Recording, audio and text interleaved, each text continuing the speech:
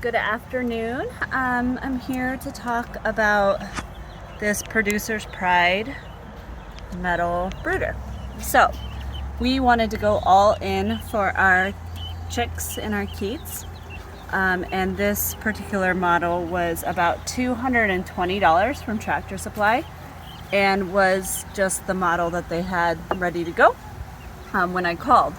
So we got that before we got our chicks, turned it on, about a day and a half before we got them. It has this is the water feeder here, and then on the other side it has the food feeder, and then it has a heat plate actually right inside. So, looks good, right? Here's my concern. These guys are much, much bigger than when we first got them a week ago. When we first got them, babies like to be underneath the heat source, like where it's just an inch or two above them, so they can sneak under just like they would for mama. This, you can see I have this measuring tape here. At the lowest setting for this heat source, the heat plate is still 7 inches above the ground. So the babies cannot reach it at all. And again, this is the lowest setting it goes to. And this is them much bigger, and so they're closer to it now. We're in Maine, so the nights still get cold. We have this kind of indoors. We kind of hack this together with some rigid foam just to insulate it. We have some rigid foam underneath for insulation.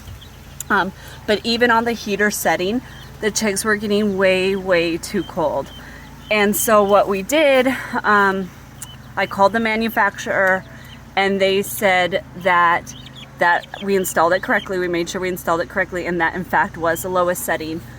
So as we could see, they were getting way too cold. They couldn't get close enough to the heat source. We built a little deck. So you can see here I've taken it out at this point, but we just used blocks of wood to just build a short deck, just an inch and a half, 2 inches high. And we put that in there, and they seemed really happy because they could just get tall up and get closer to the heat source. But as you notice, I don't have that deck in there anymore, because what was happening is they were pushing each other off the deck, and they were just too fragile. So one of them broke their leg. Luckily that one is still in here. We call him Hobbles. He is kind of a little runt there in the corner. He made it. But we had to splint up his leg and hand feed him for a bit. Unfortunately, we also lost quite a few chicks, at least I'd say 4 of them, due to the cold. They just couldn't get warm enough.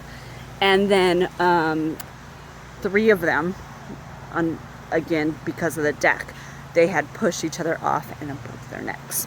So it was really pretty devastating, and I'm hoping no one else has to go through this experience. What we finally settled on is we got another heat plate here, if you can see, and I put this heat plate on the heater setting up against the side, and even now it's getting warmer now, but they're all still like huddled up against the side of this, because again, they just can't get warm enough with this one that's 7 inches high off the ground. And then again, we insulated the area, the little wooden A-frame we have them in, we insulated it with the rigid foam here and here, put an additional heat source up against the side here, took out the deck, obviously we needed to do that. And yes, the other concern we have with this, again, I had thought that the trough feeding system would be really good, very easy. I can just fill up with the water right here, and then on the other side I do it with the food. And then inside, I'm not sure if you can see it, but it has kind of a graded, let me just unscrew this here for you. There's this grate right here, with the idea then that the chicks can't get into the water.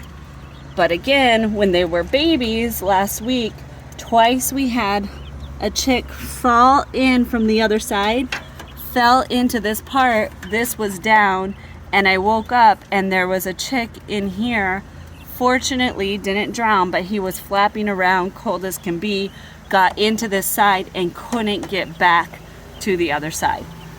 That has happened twice in the feeder. We have found a chick in the water, and then once in the food. The food wasn't as big of a deal, right? Because they were just happy to be eating. And luckily we check on the chicks multiple times a day. However, if we were only checking once or twice, it would have been a really big deal.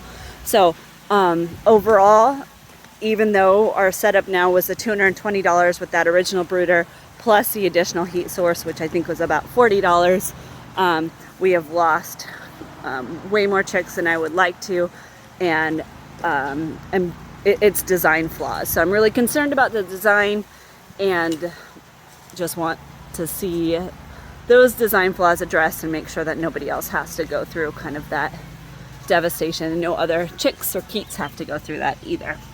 So, but now it looks like we're getting a healthy flock. Like I say, it's warming up here. You can see the sun. They've got the 2 heat sources. So hopefully they are off to a better journey, right?